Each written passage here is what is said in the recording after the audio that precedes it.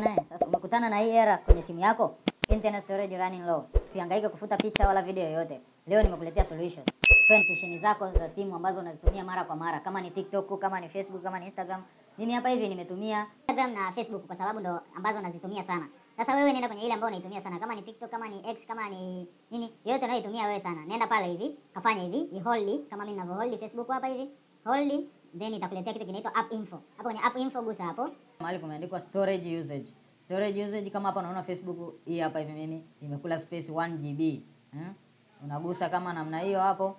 Then utaenda kwenye storage usage, alafu uta clear cache. Clear cache. Mahali kumeandikwa clear cache. Alafu utarudi, utagusa tena Instagram kama mimi nilivyokuambia mwanzo kwamba nimekutumia hizi kwa sababu ndo nazitumia mara kwa mara.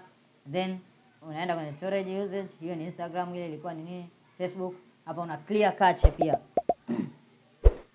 Baada ya hapo utashusha notification yako, utaona ule ujumbe umeondoka namna hiyo. Utaona ule ujumbe umeondoka. Simple namna hiyo. Nenda kwenye application ambazo unazitumia mara kwa mara, fanya hivyo, then share na mimi hapo chini kwenye comment. Welcome. Endelea kufollow na kulike na kusubscribe page. Zaidi na zaidi inakuja. See you next time.